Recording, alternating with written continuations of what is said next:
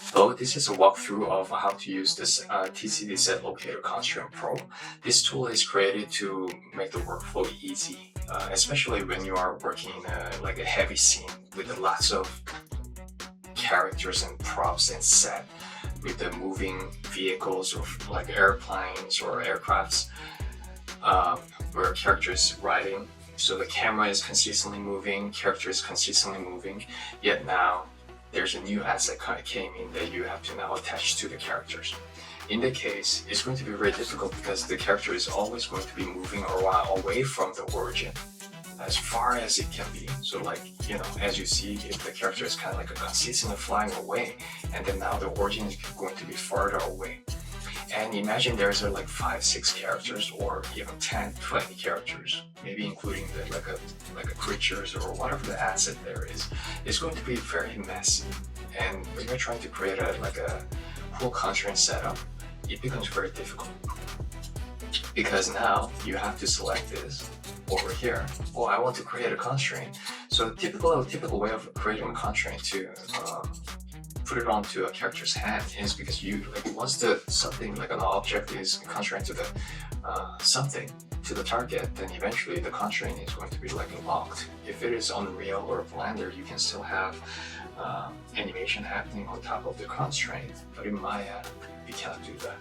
So the best workflow for creating a constraint is usually we're creating a locator with an empty group, right? So we will be creating an empty locator, create a locator, and then we create an empty group, right? I'm not gonna name it for now, for the demo purposes. But imagine on this one. Now, what I have to do is all characters moving around. Well, now I have here. So I have to go all the way over here. Okay, another constraint over here somewhere. Here. Now, I'm going to constrain this all the way to snap over here. But let's see, I'm gonna select this one. And then, now I have to select, okay, I have to find where the constraint is. If you name it correctly, then it is going to be slightly easier to find, but otherwise it's going to be very difficult. Now I'm going to constrain there, and then I'm going to put it onto a parent, maintain offset. Cool. Now it's going to be snapped over here. Oops, look at this. Depending on what control is, sometimes these type of controls are not really meant to be a control. So their pivots, it doesn't really matter. However, sometimes there are characters like that the object, sometimes animators might want to constrain something to those controls, but they may have a different pivot. So it becomes a little bit more difficult, right? So what you can do is maybe you can constrain to the hand, but typically when you're constraining to the hands, you want to constrain somewhere so that either if you're switching FK or IK, they can always use. So when I was working with Yang, we were working on when I was reviewing the rigging and then testing and then kind of giving some suggestions, I recommended to add the prop control over here. So now we do have a prop control. So typically, if you're trying to constrain it, now you can have that selected in the group, and then you can parent constrain without the offset checked up, and it's going to be snapped there. So now you can select the object, and there, locator and then object, and then you're gonna be snapping it again. Now the locator becomes your new control. So even though when the hand is animating, you can still animate that, right? Well, in this case, if it would, because we have a hand control, a prop control, you can always do that. But even if you wanted to have an extra layer of thing, this is generally the workflow that you will be doing to constrain things here. Okay, so that becomes a little bit of a messy work over here. So what I decided to do was I wanted to have a simple workflow that can help the animators to make constraint easy, because sometimes I had to spend 30-40 minutes to about an hour just setting up the constraints when you're starting a new shell with the mocap cleanups for game cinematics or like a heavy VFX. So I wanted to find a workflow that was saving time for all the animators, because I want the animators to spend most of their time to focus on the quality, not about just technical hurdles that just wastes their time for redundancies, right? If you imagine that if there's multiple shots of that kind of stuff, then we're gonna be just wasting a lot of time. So here is the script, TCD SetLocPro Constraint Pro. So let me show you how this works. So as you see here, the character might be just flying away. Doesn't really matter, because wherever you want to select the controls, you can create as many as you want all at once. So I want to have a locators on the hands or whatsoever. You know, I'll say let's just create it over here, hands there, and then imagine I select these ones. So because maybe I want to have a constraint over there, and then I want to have a constraint like locators over here, so maybe something is going to be tapped over there. If I want to have another prop or something is going to be hang over there, you know, so I can select a bunch of these ones. And then eventually you will be like, the refresh will eventually allow you to see all the things that has been selected over here. You can always add or remove or deselect and clear, right? So if I want to add something more, I will add something more over here. Maybe I will just add one more in here. So I have all this. You can select how many locators per selected. You can select as many as you want, but I'll just select one for now. And it allows you to apply the constraint. Means basically it's going to apply the constraint that we just had, automatically snaps into it, which is going to make our life so much easier. But sometimes you may just want to have a locator that is just going to be positions for some sort of like a visual reference, right? Maybe starting point or whatsoever.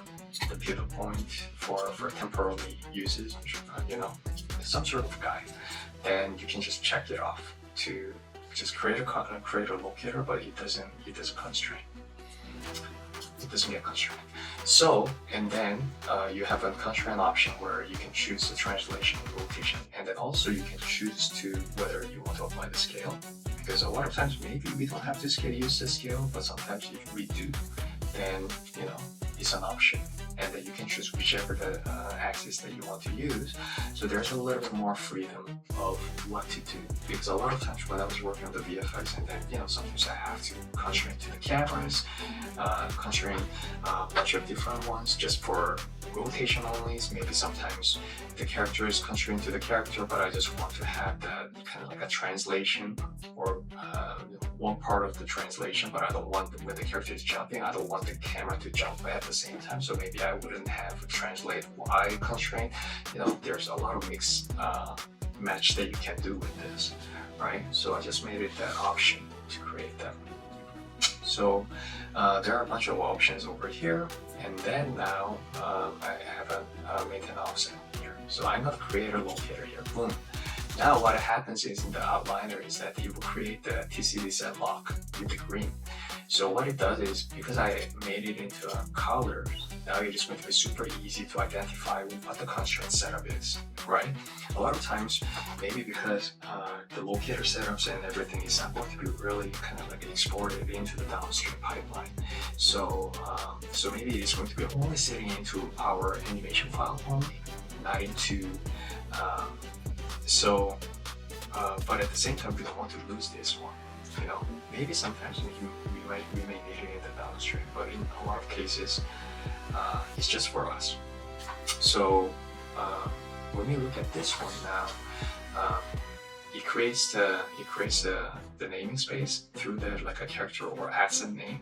It's going to follow that, and it's going to create it as the main group there, and then whatever the controls that are added on top of it by the asset, you will add it under that. So if there was another character, like for example, I'm gonna create a polygon over here with the cube, and this cube has, imagine this cube has over here, and now I'm gonna have, let's say, okay, this one I want to have 4 different cubes, and then I'm going to create a locator. You see now, as you see here, it's going to identify as a separate object, separate asset. So it is going under into this folder, and then it's going to have a different naming convention with the different groups. So now we will be able to use all this separately, as you see here, right? It makes our life so much more easier that way. So there are a bunch of locators and creates. right? Making our life easier. Cool.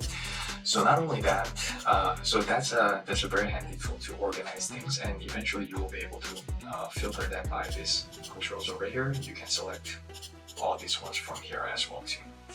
Okay, which is cool. So for now, and you know, another cool thing about this one is that if I was just changing the name to TCD lock, right? And then imagine as long as if I have the same name over here, right? You can still select all these ones. And not only that, now because with the different naming convention, now if I'm trying to add another locator over here, if I want to add it, it adds it automatically. Now if you change the name again, now they all works. Because as long as the naming convention over here and the naming convention over here stay the same, then automatically it's going to be updating over there and it's going to be fully functional. Alright, another thing is, let's say I want this two hands to be, let's say we're using a sword or guns that needs to be constrained, and then sometimes instead of just kind of like constrain the hands to the gun, like maybe it is better to constrain the kind of like a hands to the gun. Like it doesn't, so depending on the workflow, depending on what kind of animation that you have to do, and then what is happening through the scene, and then what kind of complex movement that the character has to do, it really depends on it, right? But sometimes, like especially if I have to do like a sword and the two animation, like sword with the two hands holding, or something, sometimes I prefer to actually create a locator to kind of follow the hand, like, you know, follow the hands. So what I can do is from here, I'm gonna create a locator here. So I'm gonna reset and create and then now I'm gonna create a locator over here, right? So now I have a locator, and this locator is going to be acting as my gun, like a control or something, right? And then we have this option to create a constraint over here. So you can select the first, and then the last one is going to be the target that is going to create a constraint to. So I'm going to create a constraint selected object here. It does actually create another locator on top of it. But the reason I set it up this way is because if it was just a created constraint over here, it's good, right? Where is that? Probably one of the last one that I was creating. Yeah, this small one here, right? It's good that you can kind of use it as over here, but it also has to follow the body.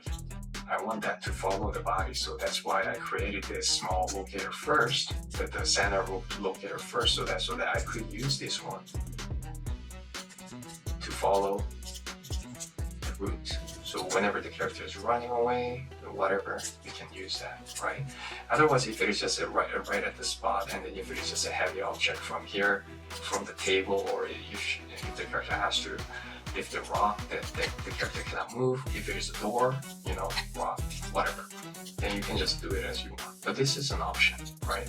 So it gives like a more flexibility for easy, simple setup for the constraint that we want to use, which makes our life so much more easier, right? And then, like, whatever the setup that you have over here and that you don't like it, is like you have a filter to kind of like find which one they are. But not only that, now we can just kind of like, not only that, you can pick and choose which one to delete, or you can just kind of like delete them all. It's gonna ask you if you want to delete them all, and then you're just going to delete. So basically, it only recognizes all the constraint that is happening through this kind of like structure over here that we created, the group, and then you will delete everything like a clean, you know, without the residue, which makes our life even easier too. But you know, in the beginning of the video, like I was trying to constrain over here, and eventually it was going into the wall because sometimes the object has a different pivot because it was not really meant for kind of moving around. So like it's not going to rotate or translate. It's always going to be there. So it never really meant to be there. In this type of cases, even something like this type of control, you know, they might have a different pivot point. You see, pivot is at the origin now. So then when you're trying to create a regular way, it's going to be very difficult. So even kind of like I have another tool called the multi-snap lock, which is going to make the life easier for kind of like snapping things, not only the snapping but also moving we can snap to the moving animation. So we can but some of the controls are not actually kind of pivoting from the where it's supposed to be, because there's no freeze transform happening, or it is kind of the pivot is located in a different place. Then when you're trying to apply the constraint, it may not work correctly. So this tool makes it very easy in that case. So I'm gonna select these ones over here, and this time I'm going to have a forced pivot mode. So once it is activated, it's going to find its center position, not following its origin. It's going to identify its center, and then it's going to create a locator there. Bang. Right? Fortunately, when you're doing this, you cannot have everything. You cannot do it all at once. Because it kind of like it can go wrong. So what you have to do is something like that. When you're trying to do the forced pivot, you might want to just do it all at once. Okay, so you select this one. I'm going to do the forced pivot, create a locator, boom, it's going to create there. And then if you select this, create a locator, boom, it's going to select there. Same thing goes here, refresh, do this. So basically it doesn't do it like everything one by one, because of the complexity that has involved with the constraining. So I would suggest that when you're trying to do this kind of like a forced pivot mode, please just do it one by one. At least then you will be able to create this locator that works exactly where it's supposed to be. Okay. So this is going to help all animators a lot when you're trying to have a moving character, and then the object needs to be constrained, So you select that. So basically you can select that pretty easy. So if the character was really far away, flying away over there, but at least what happens is, because now you have to select this one, sometimes you have to go there. If the prompt has a bunch of controls too, then you can easily, if you can find the control over here easily, then that's good. But sometimes we have to from the origin, then whichever that works, at least we can have this kind of like a control, and then select this object, and then you can create a parent right there, or even you select this one, and then you're gonna select that, and then create a constraint there. Sorry, you can then select that, and then you select this one, and you can create a constraint. Oh, I didn't select it. Yep. So there is that. And then you have a control over here. So you select the nerve, and then you create a constraint. Okay. So even when I was just doing it here, like I had to do this, right? But you could eventually easily select from the outliner. You can select from here as well too, because eventually it's going to highlight what it is. So basically you select here, it's going to be highlighting there, and then you select this object, and then you just make a constraint. So that will make the constraint work. Alright. When you're using the tool, just make sure that you are actually selecting the first ones that is going to be targeted to the last one. So there's the order is going to be different, so that's why you have to kind of like select it a little bit different way. But eventually this is going to be a very handy tool for animators to actually work with this constraint. I hope this helps. Thank you very much.